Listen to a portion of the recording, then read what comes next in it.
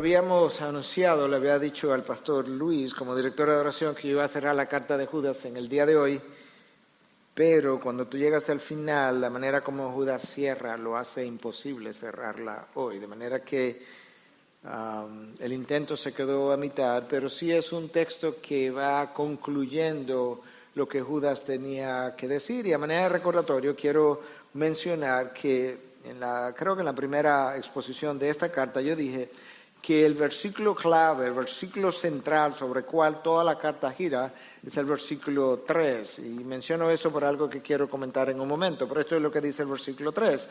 Amados, por el gran empeño que tenía en escribiros acerca de nuestra común salvación, he sentido la necesidad de escribiros exhortándoos a contender ardientemente por la fe que de una vez para siempre fue entregada a los santos.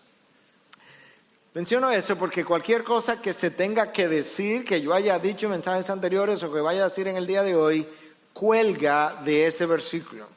Este es un versículo central, esta es una viga sobre la cual descansa todo el peso de la carta. Eso por lo cual Judas nos llama a contender, la fe entregada de una vez y para siempre, es el conjunto de verdades que Dios nos ha dejado en su palabra, todo el consejo de Dios. Yo diría que de manera especial aquellas verdades centrales que forman la columna vertebral, como mencioné, que si tú la remueves ya deja de ser la fe cristiana. Yo puedo tener una posición distinta en cuanto a los eventos del futuro con relación a otro pastor y la fe cristiana no sufrir necesariamente, pero si le remueve la crucifixión, la encarnación o la resurrección o la ascensión de Cristo o el señorío de Cristo o la divinidad de Cristo, ya no es la fe cristiana, de manera que nosotros tenemos que saber cómo vamos a contender y con qué o por qué cosa vamos a contender. Judas quería escribir, dice el versículo 3, acerca de la común salvación que tenemos, con lo cual él va a concluir ya en el versículo 24-25. Es como que al final él dice, ¿sabes qué? De esto era que quería hablarles, pero no vamos a llegar ahí hoy, aunque vamos a leerlo. Pero él decidió dedicar el tiempo y el esfuerzo y la tinta, si pudiéramos decir, para llamarlos a contender por la fe, debido a una situación que él explica en el versículo 4. Y es la presencia de falsos maestros que habían introducido o infiltrado entre la iglesia y que estaban banqueteando con ellos, que estaban participando de la cena del Señor y que habían comenzado a sacudir, a debilitar la fe de muchos, e incluso habían comenzado a arrastrar a algunos hacia una vida de inmoralidad. Al final de la epístola, que es ahora, Judas todavía tiene en mente a esos falsos maestros. Él comenzó con ellos en la mente, él termina con ellos en la mente. Y entonces Judas nos va a enseñar a cómo contender por la fe y no sucumbir mientras hacemos o llevamos a cabo tal cosa. De manera que ese es el título de mi mensaje. ¿Cómo sobrevivir al contender por la fe? La razón por la que lo escogí de esa manera es porque muchos han comenzado a contender por la fe, a defender la fe y han caído a mitad de camino para nunca levantarse. Otros han caído y aunque se levantaron, sus ministerios quedaron arruinados y hoy existen por ahí, pero tú como que no vuelves a oír de ellos y pasan como que se ignoran, pasa ¿cómo se llama eso? Al anonimato, pudiéramos decir, para el resto del tiempo. Y otros abrazan el libertinaje que estos falsos maestros estaban promoviendo, y luego de abrazarlo quizás tienen la oportunidad de desabrazarlo, pero sabes que ya quizás están en Babilonia, en el exilio, sufriendo las consecuencias. Judas, cuando tú lees esta carta en detalle, exhibe la misma actitud típica del profeta del Antiguo Testamento. Del profeta que ardía por la palabra de Dios y al mismo tiempo vivía preocupado y cargado por el derrotero de las ovejas de Dios. En esta epístola Judas arde por la palabra, llamándonos a contender, pero no hay dudas de que Judas está preocupado. Él, cuando tú lo lees, él suena cargado por la situación de estas ovejas hasta el punto que él interrumpió el tema del cual él quería escribir para hablar de esto y él está preocupado, esa es la palabra. Él no se puede quitar estas ovejas de la mente y lo que puede estar ocurriéndoles ya. Obviamente, aquellas que habían comenzado a flaquear, le faltó discernimiento.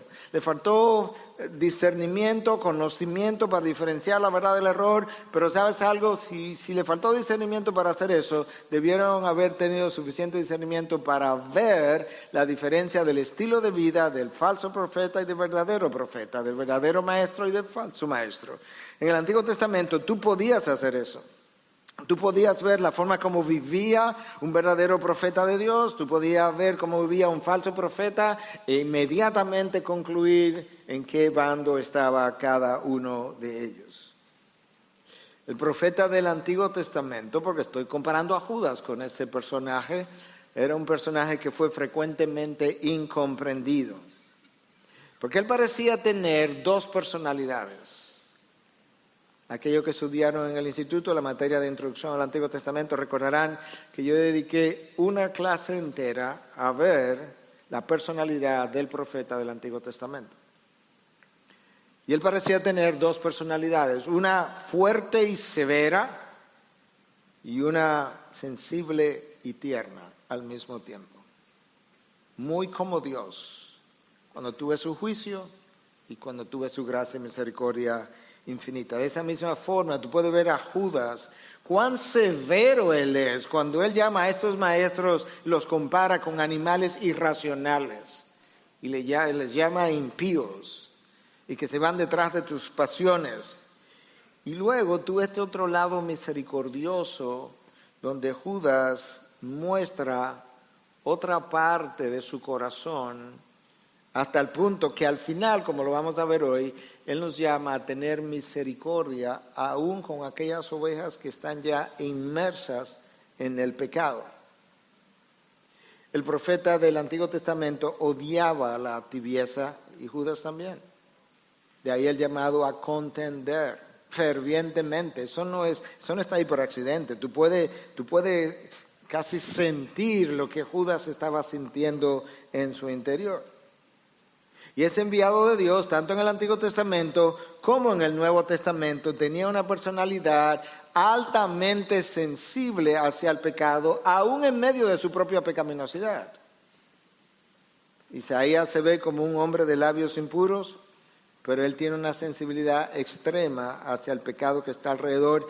Y en esa paradoja, él nunca dejó de confrontar el pecado del pueblo, llamándolos continuamente a regresar al camino y a vivir un estándar de vida mucho más alto, como Judas está haciendo aquí.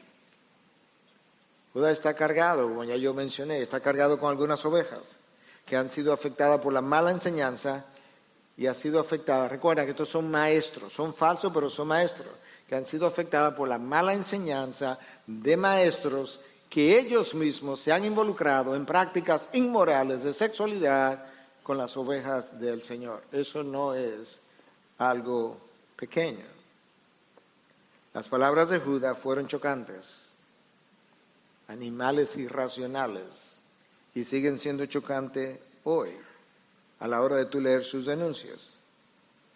El profeta del Antiguo Testamento no lo hizo diferente. Cuando tú abres el libro de Amós, capítulo 1, versículo 1, Amós comienza llamando a las mujeres pudientes de su época vacas de Basán. Eso no es un lenguaje diplomático, y mucho menos para ladies, damas. Y sin embargo, Amós tenía un corazón tierno para los menos poseídos, los más desprovistos, y un corazón severo para aquellos que abusaban de ellos.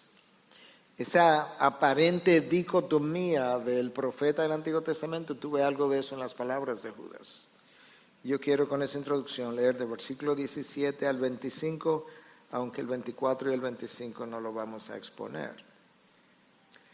Pero vosotros, amados, acordaos de las palabras que antes fueron dichas por los apóstoles de nuestro Señor Jesucristo, quienes os decían: en los últimos tiempos habrá burladores que irán tras sus propias pasiones. Estos son los que causan divisiones, individuos mundanos que no tienen el Espíritu. Escucha la severidad de eso. Pero vosotros, amados, edificándoos en vuestra santísima fe, orando en el Espíritu, conservaos en el amor de Dios, esperando ansiosamente la misericordia de nuestro Señor Jesucristo para vida eterna. Escucha ahora la ternura de Judas. Y tened misericordia de algunos que dudan. A otros salvad arrebatándolos del fuego. Y de otros tened misericordia con temor, aborreciendo a una ropa contaminada por la carne. Y aquí su final.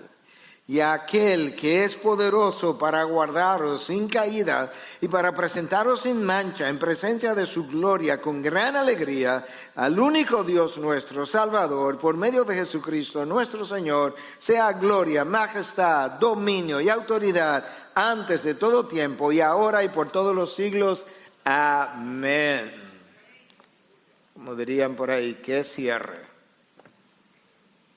Pero vamos a concentrarnos en la parte que nos toca hoy. Versículo 17 es el primer versículo y Judas comienza hablando de amados. Esta es una manera de él mostrar su lado blando, beloved, el lado tierno de su persona. Esa es una frase que él repite, una palabra que él repite más de una vez. En el versículo 1, él dice que su carta va dirigida a aquellos que son amados en el Padre.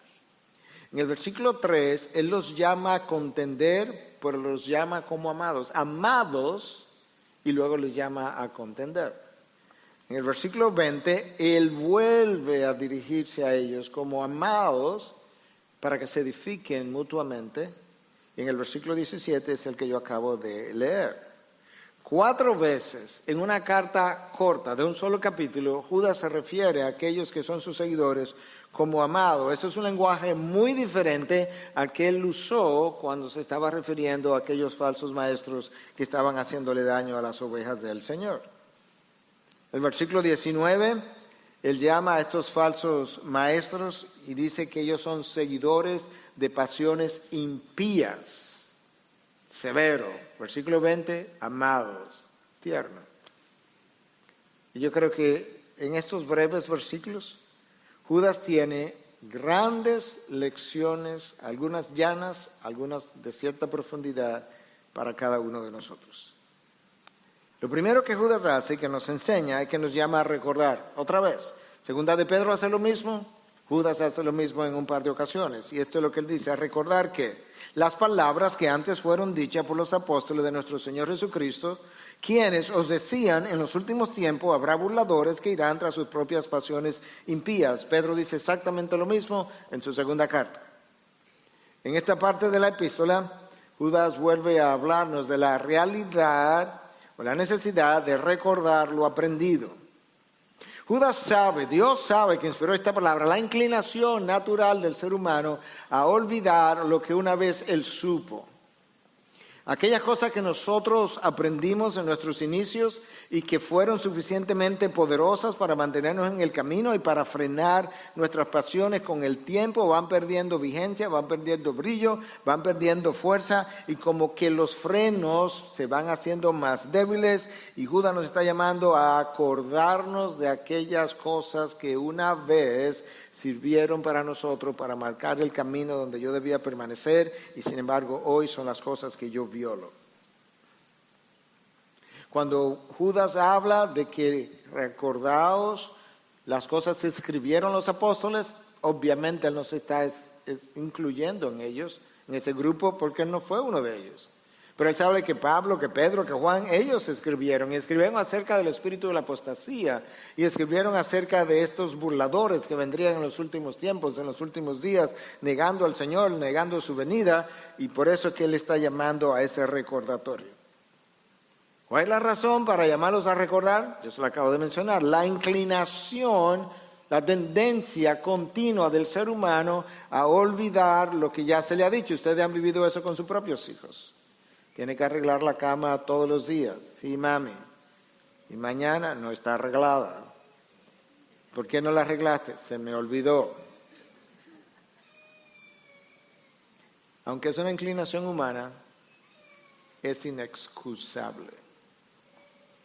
nosotros tenemos la tendencia, como hijos de Dios, a llamar a aquellas cosas que son como tendencias en nosotros, pero a llamarlas de una manera como que excusa mi conducta. Yo tengo que reconocerla, tengo que incluso aceptarla en cierta medida, pero no como buena, sino como parte de mi caída, pero no es excusable. Tú puedes ver a lo largo de toda la historia bíblica lo rápido que el pueblo de Dios es capaz de olvidar no solamente los mandatos de Dios, sino los juicios que Dios ha traído sobre una población que olvida el juicio y vuelve y hace exactamente lo mismo. Cuando tú estás en el Antiguo Testamento por 350 años, tú tienes 7 ciclos repetitivos de parte del pueblo de Dios haciendo la misma cosa. El pueblo peca, Dios le trae consecuencias. Entonces, pecado de parte del pueblo, consecuencias de parte de Dios, el pueblo clama a Dios, pide a Dios, se arrepiente y ahora entonces perdón y liberación de parte de Dios. Ciclo número 1. Años después, otra vez, el pueblo peca, Dios le trae consecuencias, el pueblo clama, Dios le trae liberación. Otra vez, ¿cuántos años? 3 siglos y medio haciendo la misma cosa. ¿Tú piensas que nosotros somos diferentes? No. Olvidamos los mandatos y peor aún, olvidamos las consecuencias que la violación de los mandatos nos trajo. Los Gálatas recibieron el Evangelio de parte de Pablo, claramente, y Pablo dice, pero yo no entiendo, yo estoy atónito, yo estoy como fuera de mí, de mis cabales, porque no entiendo cómo en tan poco tiempo habéis abandonado el Evangelio, habéis abandonado a aquel que os llamó por la gracia para comenzar otra vez por las obras de la ley. Oh, Gálatas, en buen dominicano literalmente podría traducirse, no, en buen español, estúpidos, en vez de insensatos. Por eso Judas nos está llamando a recordar lo que los apóstoles habían enseñado y en particular a recordar que los burladores vendrían. Burladores de la fe, burladores de la segunda venida del Señor, burladores incluso del señorío de Jesucristo, burladores acerca del juicio venidero. Ahora vamos a detenernos un momentico, como cuando tú estás subiendo una escalera y hay como un descanso, vamos a descansar aquí un momentico. Vamos a hacerte una pregunta de aplicación.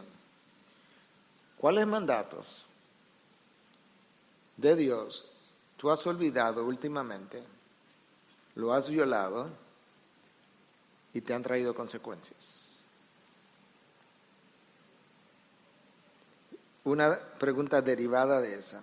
¿Cuáles mandatos tú guardaste en el pasado que te protegieron de consecuencias que hoy violaste o estás violando y que hoy no te sirven como te sirvieron en el día de ayer? Porque esos son los que tú has olvidado. Pastor, pero si entonces yo estoy ahí, ¿qué hago? Yo tengo una recomendación que viene de la Biblia. Hebreos 4:16. Acércate con confianza al trono de la gracia. ¿Para qué? Para que recibamos misericordia y hallemos gracia para la ayuda oportuna. En otras palabras, tú te detienes, tú vas al trono de la gracia, tú reconoces tu pecado, eres brutalmente honesto con Dios, pide que te dé arrepentimiento, le pide perdón, recibe el perdón y te vas y no peques más. Una segunda pregunta de aplicación. ¿Qué otros falsos maestros pueden engañarnos, además de los que Judas menciona? El falso maestro que viene y se introduce en la iglesia y comienza a esparcir doctrina extraña. ¿Qué otras cosas pueden engañarnos? ¿Qué otro maestro tenemos nosotros? Bueno, el mundo es uno de nuestros maestros, las corrientes del mundo, que nos convencen de la necesidad que nosotros tenemos de lucir mucho mejor por fuera que lo que realmente lucimos por dentro. Y gastamos sumas de dinero y gastamos esfuerzo y de todo tipo de empeño en embellecer la parte externa, ya sea de mi persona o de mi casa o de mi oficina o de lo que tú quieras, pero la parte interna no recibe el mismo cuidado y el mismo esmero. El mundo es uno de nuestros maestros. Pero ¿sabes qué? Hay espíritus engañadores.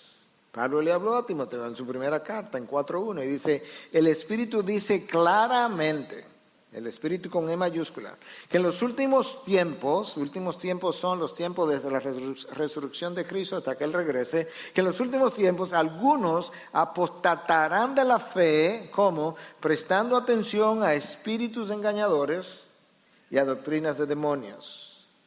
Si esos espíritus engañadores te engañan a través de personas que se convierten en maestros de filosofías ateas, de posmodernismo, de una serie de cosas que estamos viviendo hoy, pero que otros vivieron en otro momento, del hedonismo, del pragmatismo. Eso es una manera como espíritus engañadores lo hacen, pero es posible que espíritus engañadores tengan la capacidad de poner ideas en nuestras mentes también y nos engañan. Son seres inteligentes, muy superiores a nosotros en inteligencia.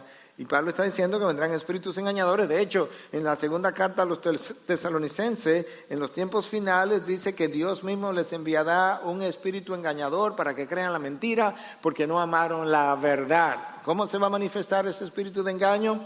No sabemos, pero probablemente a través del mismo anticristo y otros que tengan la misma tendencia por igual. Y a doctrinas de demonios revelando doctrinas extrañas. Dice Pablo a Timoteo, y si lo dice yo lo creo. Finalmente yo diría que el maestro número uno y más peligroso que nosotros tenemos es nuestro propio corazón. Lo hemos dicho en otras ocasiones, el corazón es engañoso, pero el corazón no solamente es engañoso, es engañador. El corazón me engaña a mí mismo, pero mi corazón engaña al otro. Lo engaña con actitudes, lo engaña con mentiras. Me engaña a mí creyéndome mentiras, me engaña a mí pensando que las cosas no son tan grandes o tan graves como yo pensaba. Es algo terrible y es algo con lo que yo tengo que luchar, y ese es el primer maestro con el que yo tengo que enfrentarme, porque es continuo y está conmigo y permanecerá hasta el fin. Hablamos un poco en un mensaje anterior de que nuestro corazón siente, y al sentir nos lleva a creer que lo que sentimos define la realidad. Y la realidad es la vida como Dios la ve y no como nosotros la sentimos. Los sentimientos son reales porque yo los siento, pero no definen la realidad. Nunca, jamás, imposible. La realidad es como Dios ve la vida por encima del sol. Entonces esos falsos maestros, en el caso de la carta de Judas, ahora regresando a mi texto, tenían que ver con enseñanzas extrañas que habían producido prácticas inmorales entre ellos, pero también, versículo 19, estos son los que causan divisiones. De manera que esa es otra de las consecuencias de las falsas enseñanzas, dividen la iglesia. ¿Y cómo causan divisiones? Porque son doctrinas tergiversadas. Y entonces algunos estarían aquí quizás diciendo, usted ve, pastor, por eso que yo digo que no se puede hablar de doctrina. Pues la doctrina divide. No, la doctrina no divide, la doctrina falsa divide. La doctrina de Dios une al pueblo de Dios, porque mis ovejas oyen mi voz y me siguen. Entonces el problema no es la doctrina. Tenemos que enseñar doctrina obligatoriamente.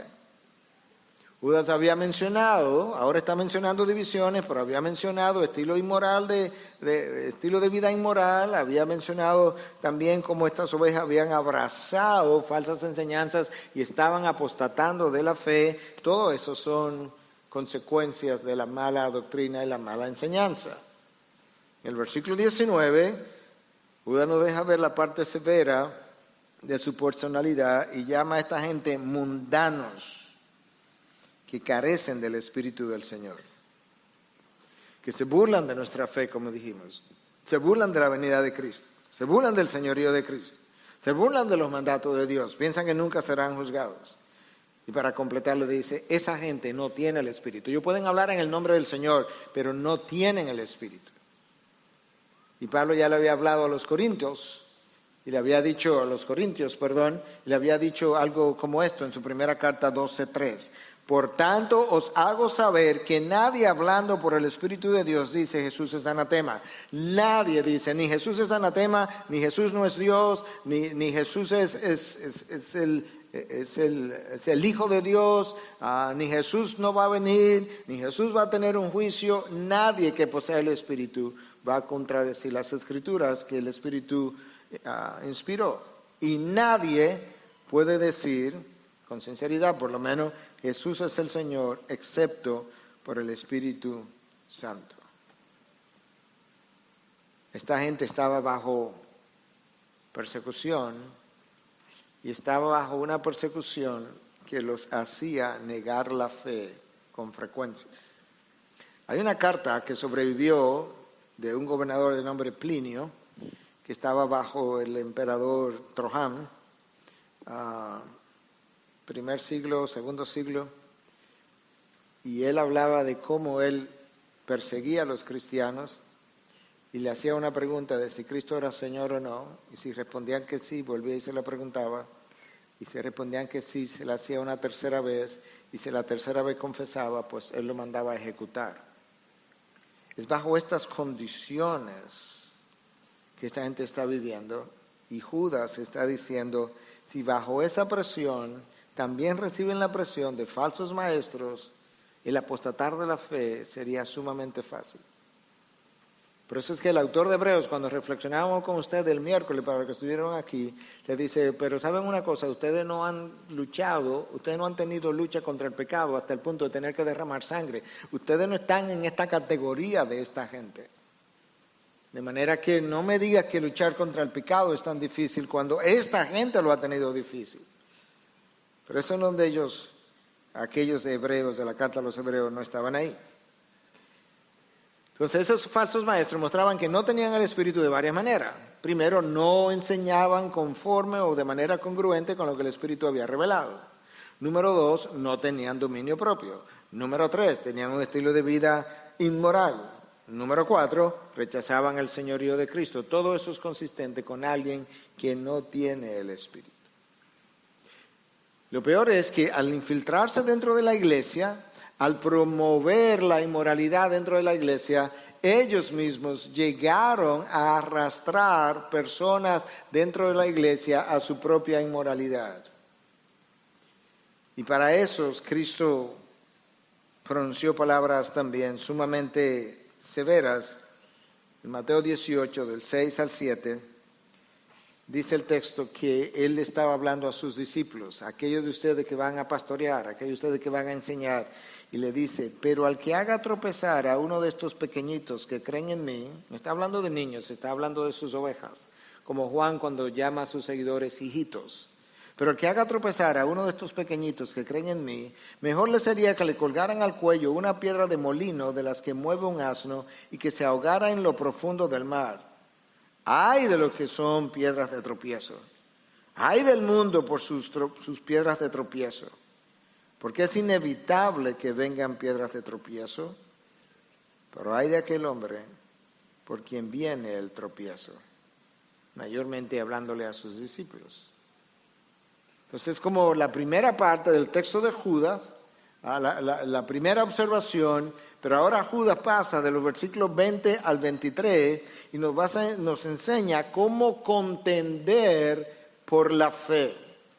Porque la manera como yo voy a contender por la fe me va a proteger de que yo no sucumba en la contienda. Y lo primero que él dice en el versículo 20 es, pero vosotros, amados, edificándoos en vuestra santísima fe. Edificándoos unos a otros, dice la Nueva Traducción Viviente. En vuestra santísima fe. No está hablando del compromiso que yo hice con Cristo una vez, sino de la fe cristiana. El llamado para el cristiano en medio de la contienda, que esto es una lucha que tiene que pelearse como un ejército y nosotros no podemos estar como llaneros solitarios afuera, sino que yo tengo que edificarme, ustedes tienen que edificarme a mí y yo a ustedes. ¿Por qué? Porque somos un ejército. ¿Y cómo lo vamos a hacer? Lo vamos a hacer juntos. Pero como dice en inglés, it just so happened, y resulta ser y viene, ¿cómo es que dice la frase? Y resulta y viene a ser que Dios le ha dado a la iglesia apóstoles, pastores, evangelistas y maestros, Efesios 4:11, para capacitar a los santos y para ayudarlos a desarrollar hasta la plenitud de la estatura de Cristo. Por eso es que la comunidad cristiana es el lugar donde se supone que el cristiano sea edificado mientras él lucha, mientras él contiende por estas verdades y al mismo tiempo mientras él aprende de otros que han recibido el don de enseñanza, la sabiduría, el entendimiento para poder enseñar cosas quizás de una forma más clara o más profunda. Pero tengo que entender esto. El pastor ya retirado Ken Hughes escribe y dice: nadie puede ser profundamente influenciado por algo que tú no conoces. Nadie puede ser profundamente cambiado por algo que tú no conoces. La falta de madurez espiritual en muchos de los hijos de Dios es falta de conocimiento, pero eso no es lo único, porque el conocimiento muchas veces envanece también. Aparte del conocimiento, yo necesito llenura del Espíritu, de manera que yo pueda poner en práctica lo que he aprendido, lo que he conocido, porque es por la práctica que yo soy transformado. Y eso es una gran necesidad, y de ahí que tenemos que edificarnos mutuamente. Yo necesito llenura de ese espíritu, y eso me conecta entonces con la próxima recomendación de Judas para fines de cómo es que voy a contender. La primera es que nos vamos a edificar unos a otros en la santísima fe, en el cuerpo de enseñanza que nos ha sido dejado. Lo segundo es orando en el Espíritu Santo. Esa es su segunda recomendación. La palabra no es clara de cómo es que nosotros oramos en el Espíritu Santo. Si nos limitamos al contexto de 1 Corintios 12, ahí es la glosolalia o el fenómeno de hablar en lenguas. Pero obviamente, como el mismo texto dice que no todos hablamos en lengua, es obvio que orar en el Espíritu, a lo cual estamos siendo llamados todos, no puede ser el orar en lenguas. Entonces, ¿qué es? Bueno, la palabra no es clara, pero yo creo que para comenzar pudiéramos decir que orar en el Espíritu por lo menos debe ser poder orar las cosas que son consistentes con la palabra que el mismo Espíritu ha inspirado. Eso sería lo número uno. Yo creo que pudiéramos decir que orar en el Espíritu también debe implicar, déjame devolver primero para que me pueda entender, si la llenura del Espíritu implica una sumisión para que el Espíritu me dirija, una rendición, esa es mi palabra. Si para la llenura del Espíritu yo necesito una rendición de toda mi voluntad y toda mi persona para que Él dirija mi vida, entonces yo creo que orar en el Espíritu implica que cuando yo voy a orar, yo no voy a orar a echar un pulso con Dios, ni a explicarle a Dios dónde están mis luchas, a menos que sea para decirle, pero a pesar de eso yo me voy a rendir para que tú hagas como tú quieras. Yo creo que cuando Cristo fue al Getsemaní y tiene su lucha y termina diciendo, pero que se haga tu voluntad y no la mía, Él estaba orando en el Espíritu. Este puede ser mi deseo, este puede ser lo que yo no quiero, pero ¿sabes qué? Yo estoy aquí para rendirme, que se haga tu voluntad y no la mía. Nosotros no oramos para que se haga la voluntad de nosotros en los cielos, nosotros oramos para que la voluntad del cielo se haga en la tierra. Eso es lo que Cristo enseñó en el Padre Nuestro. Y en la medida entonces en que tú oras en el Espíritu, lo que Pablo enseña a los filipenses, que Dios pone en nosotros tanto el querer como el hacer, eso es lo que ocurre. En la medida en que tú te rindes y le dices a Dios lo que tú quieras, en esa medida entonces el Espíritu de Dios comienza a crear en ti el deseo para hacer la voluntad de Dios. Y cuando tú estás ahí orando y estás ahí rendido y tú le dices a Dios, ¿sabes qué? Si yo comienzo como a sentir ese deseo, pero yo sé que en mi debilidad yo no puedo, el mismo Espíritu, simbólicamente hablando, te va a decir, no te preocupes, yo te voy a dar el poder para hacerlo. Porque Dios pone en nosotros el querer y el hacer. Pablo dice, el querer hacer el bien está en mí, pero no el hacerlo. Entonces, ¿en quién es que está? En el Espíritu. El Espíritu es quien te da el poder, pero yo necesito la oración que viene a apoyar lo que estoy aprendiendo en la palabra. Número 3, esto es importante, tercera recomendación de Judas para cómo contender. Conservándoos, versículo 21, conservaos en el amor de Dios. En esas 3, 4 recomendaciones que yo le estoy dando, este es el único verbo imperativo. Y cómo funciona en el lenguaje original es que yo debía haber comenzado con esto, conservaos en el amor de Dios, porque el imperativo lleva la voz cantante. Los otros verbos cuelgan del imperativo, que es uno solo aquí, Y por tanto, ellos son participios, y es lo que se llama, eso es algo más técnico, esos participios adquieren fuerza imperial, adquieren fuerza de imperativo, pero no son el imperativo. El imperativo es este. Entonces, nosotros necesitamos, para poder llevar a cabo los otros que yo acabo de mencionar, y uno más que me falta, yo necesito, lo primero que tengo que hacer es conservaros en el amor de Dios. ¿Y cómo yo hago eso? Yo necesito permanecer en su amor. Y alguien pudiera decir, bueno, pastor, pero Dios me amó primero y por eso que yo le puedo amar después y su amor es eterno y Él no me va a abandonar y por su mismo amor Él no se separa de mí. ¿Cómo es eso de que yo tengo que permanecer en el amor de Dios? Bueno, yo te lo voy a leer en la palabra misma. ¿Cómo es que Dios entiende que se permanece? Y este es un concepto que yo mastiqué durante la semana porque mañana yo salgo para Boca Ratón a dar una conferencia para el Ministerio de Compassion, varias conferencias. Y en una de ellas está esta idea. Escucha lo que Juan dice. Cuando Juan escuchó estas palabras de parte de Cristo en el aposento alto, y que están descritas en Juan 15:10, cuando él la escuchó, él tenía quizás 30 años. Lo digo porque luego yo te voy a decir lo que él dice cuando tiene como 90 u 80. En 15:10 Cristo dijo, él registra, si guardáis mis mandamientos, permaneceréis en mi amor. O sea que hay una permanencia en su amor. Así como, entonces ahora Cristo lo que hace es, yo te voy a dar el ejemplo de cómo yo lo hice para que tú lo hagas. Escucha, si guardáis mis mandamientos, permaneceréis en mi amor, así como yo he guardado los mandamientos de mi Padre y permanezco en su amor. ¿Cómo es que yo permanezco en el amor de Dios? Guardando sus mandamientos. ¿Y eso se llama cómo? ¿Una palabra? Obediencia.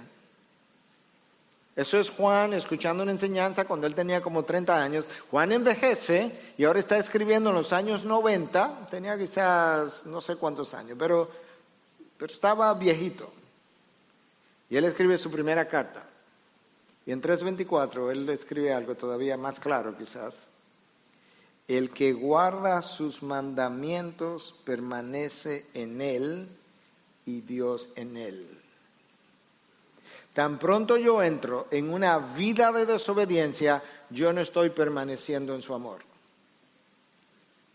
Tan pronto yo comienzo a obedecer sus mandamientos, yo permanezco en su amor. Y Dios dice, o Judas dice, o Dios dice a través de Judas, una de las cosas que tú tienes que hacer para contender por la fe y no sucumbir, tú no te puedes despegar del amor de Dios, no te puedes despegar de la vid, tú eres el pámpano, tienes que permanecer ahí, porque ahí es donde está su protección, ahí es donde te va a funcionar la armadura del Espíritu, cuando tú permaneces, cuando tú comienzas a alejarte, aunque tú no has perdido tu salvación, tu armadura no está funcionando correctamente.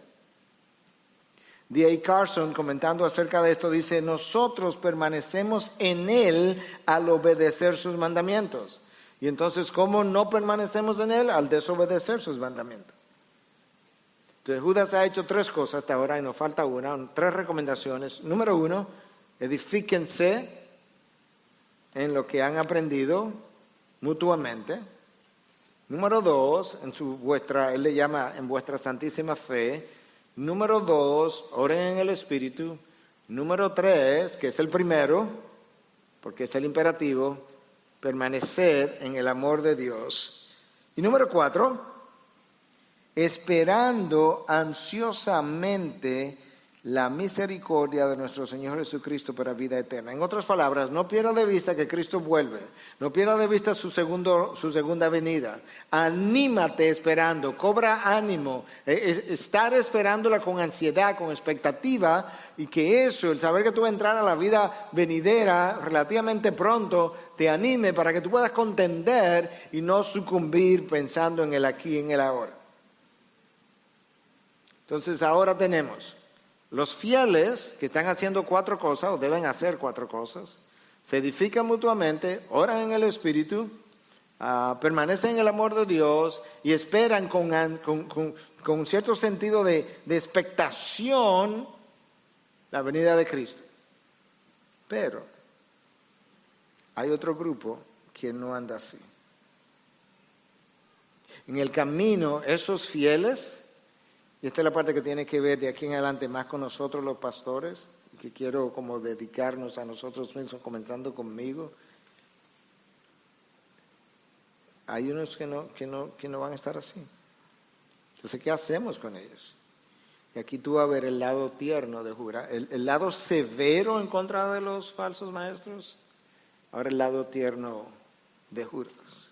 Él dice en el versículo 22, y tened misericordia de algunos que dudan.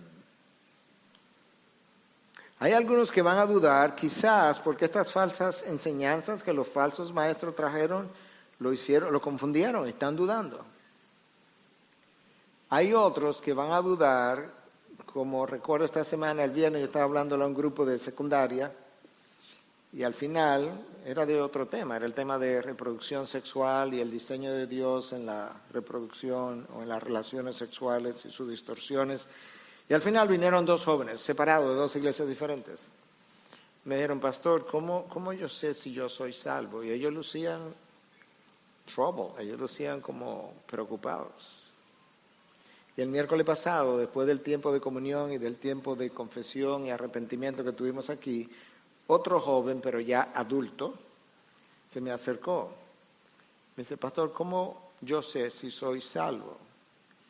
Porque yo me bauticé en el 2016 en esta iglesia, pero yo no creo que era salvo. Judas dice, ten misericordia. Con eso que están dudando, ten un espíritu misericordia. Bueno, eso es bueno como para mí ser recordado. Pero quizá algunos en el contexto de Judas estaban dudando por las falsas enseñanzas que se habían infiltrado en su mente. El versículo 23 habla de un segundo grupo. Recuerda que a Judas le encantan los triples. Entonces aquí hay tres grupos ahora. Entonces hay un tercer grupo. Dice, a otros salvad arrebatándolos del fuego. Ese es un grupo que aparentemente ya cayó presa de las malas enseñanzas y está como al punto, o luce por lo menos, de apostatar, de salirse de las filas. En el lenguaje original, esto que es traducido aquí como arrebatar, implica una acción forzosa. En otras palabras, si tú lo ves que se está a punto de quemar, no ande con paños tibios. Yo escuché en una ocasión a R.C. Sproul antes de morir decir, cuando tú llegues al cielo, si tú pudieras ir al infierno, todo el que está ahí te va a decir, todo el que está ahí que te conocía, ¿por qué tú no fuiste más forzoso, más insistente? ¿Por qué no trataste de arrastrarme? ¿Por qué tú no usaste toda tu forma y mecanismos y fuerza para evitar que yo entrara aquí? Sabemos que hay otra dimensión de eso, pero es una forma buena de ilustrarlo. De hecho, la palabra pudiera traducirse como haz algo brusco para arrebatarlo del fuego del infierno.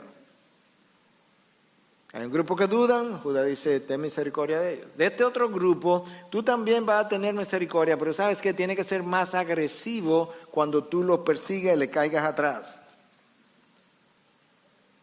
Entonces, ¿cómo yo hago eso, pastor? No entiendo, porque ¿cómo soy tierno y cómo soy como severo al mismo tiempo? Yo te lo voy a ilustrar. Te voy a decir de la palabra como Pablo lo hizo. Pablo estuvo en Éfeso, fue pastor como por 3 años. Y luego él en uno de sus viajes misioneros quería instruir a los pastores, a los ancianos de la iglesia de Éfeso. Y Lucas registra en el capítulo 20 que él se reunió con ellos en la ciudad de Mileto y le dio algunas extraordinarias instrucciones. Pero oye lo que él dice en el versículo 31 del capítulo 20. Pablo le está diciendo a los ancianos, por tanto, estar alerta, recordando que por 3 años, de noche y de día, no cesé de amonestar a cada uno con lágrimas. ¿Cómo tú lo haces? ¿Cuál es el sentido de urgencia? ¿Cuál es la intensidad? ¿Cuál es la forma forzosa? Pablo dijo, no, yo estuve 3 años entre ustedes y ¿sabes qué? Yo de noche y de día los amonesté y mientras los amonestaba, lloraba por sus pecados. Eso es como cuando Pablo le escribe a los Corintios, que le dice, mira, yo lamento que mi carta le produjo tristeza, pero al final no lo lamento. Porque hay dos tipos de tristeza, una que es como el mundo y la otra que es como conforme a Dios. Y mi carta le produjo tristeza y lo lamento, pero fue una tristeza que lo trajo el arrepentimiento, yo me alegro entonces. Eso es lo que Pablo está diciendo. Pablo tenía un sentido de urgencia, fue intenso. 3 años, de día y de noche, no cesé. Él pudo haber dicho eso, yo lo confrontaba de vez en cuando, no cesé, no paré.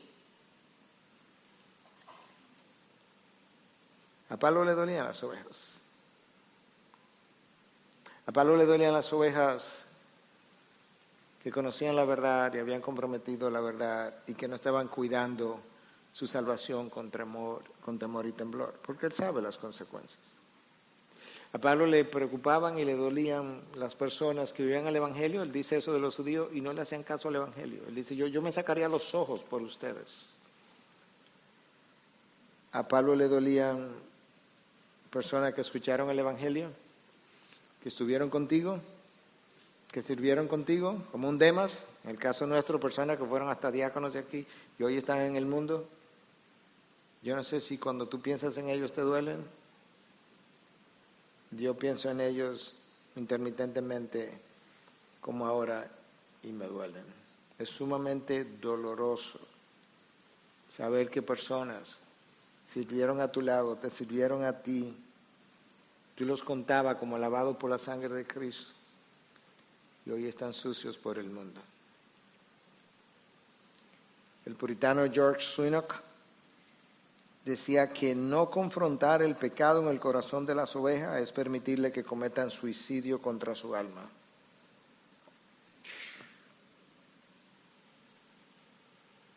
No confrontar el pecado en la vida de las ovejas es permitir que ellas cometan suicidio contra su alma. Pablo fue un pastor de una piel muy gruesa y un corazón muy grande, pero el grosor de su piel no le evitó llorar.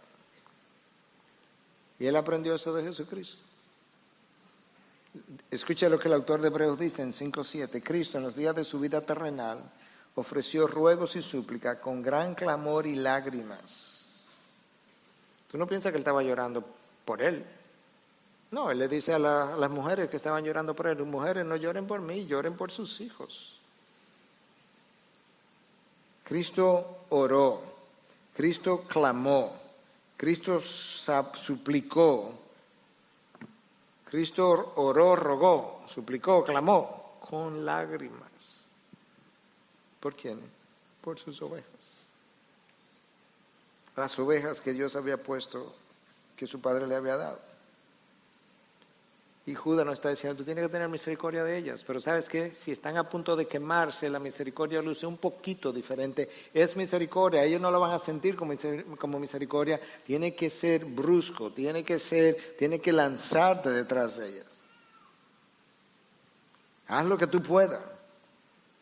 De manera que estas ovejas están dentro del redil, pero lucen como si se fueran a ir, como si se fueran a salir. Y ahora hay un tercer grupo, este un poco más peligroso, pero son ovejas, versículo 23. Y de otros, tened misericordia con temor, te voy a leer la Nueva Traducción Viviente para que lo entiendan mejor, aborreciendo aún la ropa contaminada por la carne. Esta es la NTV ahora. A otros, muéstrenles compasión, pero háganlo con mucho cuidado, aborreciendo los pecados que contaminan la vida de ellos. ¿Qué es lo que está diciendo Judas? Que lo voy a ilustrar con una historia también. Hay ovejas que ya están inmersas en el pecado. ¿Tú sabes qué? Tienes que lanzarte detrás de ella. Pero cuando te vayas a lanzar, ten mucho cuidado y hazlo con temor reverente. ¿Por qué? No vaya a ser que tú quedes atrapado en el mismo pecado que ellas estaban practicando mientras tú fuiste a salvarlas. Por eso es que dicen que hagamos eso con mucho cuidado, aborreciendo los pecados que contaminan la vida de ellos. Pero el llamado es hacerlo misericordiosamente. Esto es un llamado serio, esto es un llamado alto. Leía en la madrugada la historia, se me fue su nombre porque nunca lo había conocido, la historia de este señor en el pasado que creó un ministerio para prostitutas con la intención genuina de ayudarlas a salir.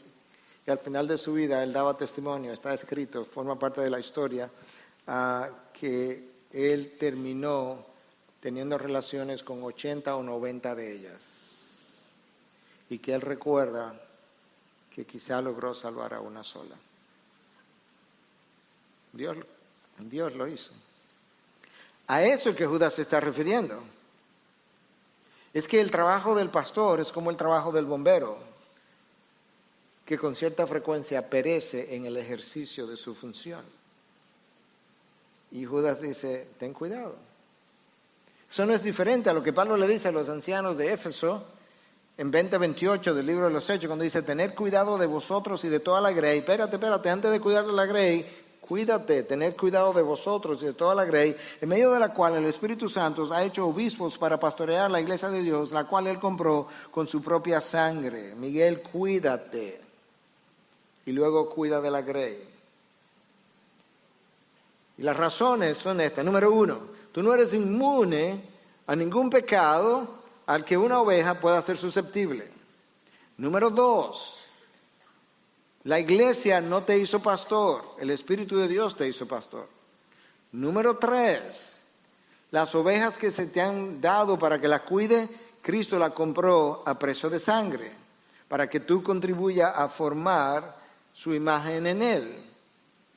Ten cuidado de que mientras vayas a cuidar de ellas, no estés cuidando de ti, y en tu descuido de ti, en vez de formar la imagen de Cristo en ella, tú o en él, tú descuide o deforme la imagen de Cristo, porque eso Dios no lo tendrá por poca cosa. Por tanto, Judas nos exhorta a ser cuidadosos, al ir detrás de este tercer grupo. Y nos dice, y al mismo tiempo cuando te lances tienes que aborrecer el pecado que están practicando para que no caigas ahí. Aquel que se crea firme, cuídese de que no caiga. ¿Cómo lo hago? Tengo que confiar en el autor y consumador de nuestra fe. Entonces, para resumir, Judas nos recuerda, Judas nos enseña la necesidad que tenemos de recordar las palabras de los apóstoles, la cosa que hemos aprendido, versículo 17. Judas nos dice que debemos edificarnos mutuamente, versículo 20, en la fe, lo que nos ha sido confiado en la palabra de Dios que nos fue dado de una vez y para siempre. Judas nos dice que debemos orar en el Espíritu, versículo 20 otra vez, que debemos permanecer en el amor de Dios, versículo 21, que debemos esperar por la misericordia de Cristo su segunda venida y que debiéramos tener cierto sentido de expectación. Y que tenemos que tener misericordia de aquellas ovejas que dudan, de aquellas ovejas que ya están al punto de quemarse, y de aquellas ovejas que ya están contaminadas por el pecado, y que al cuidar de estas últimas tenemos que hacerlo con cuidado, no vaya a ser que yo sucumba al mismo pecado en el cual ellas están inmersas. Y luego que Judas enseña todo eso, Judas cierra de una manera extraordinaria. Y entonces él dice lo siguiente: y a aquel que es poderoso para guardaros sin caída y para presentaros sin mancha en presencia de su gloria con gran alegría, al único Dios, nuestro Salvador, por medio de Jesucristo, nuestro Señor, sea gloria, majestad, dominio y autoridad antes de todo tiempo y ahora y por todos los siglos. Amén. Tú no piensas que yo voy a cerrar esta carta con esa doxología simplemente leyéndola y diciendo ese es el fin, ¿verdad que no? O me das otra hora o me das otro mensaje. Y yo pienso que no quieres darme otra hora por la hora. Entonces tendremos otros mensajes simplemente para mirar a esa doxología con la que Judas cierra. Pero si algo que queda claro de este mensaje, es que tiene que saber lo que conoces. No puedes ser influenciado profundamente por algo que no conoces bien. Y con eso que conoces tiene que llevarlo a la práctica para ser transformado. Y tiene que discernir la verdad del error y el falso profeta del verdadero profeta. Y tienes entonces que contender por la fe. Y la manera de contender, ya te lo dijimos, en primer lugar, es el imperativo, ¿verdad? Tú permaneces en el amor de Dios y ese permanecer implica tú obedeces sus mandamientos. Las otras cosas dependen de ahí. ¿Cuáles fueron las otras cosas? Edificándonos mutuamente, orando en el Espíritu, esperando la segunda venida del Señor. Pero sobre todo, permaneced en Él, en la vid, y Él permanecerá en nosotros.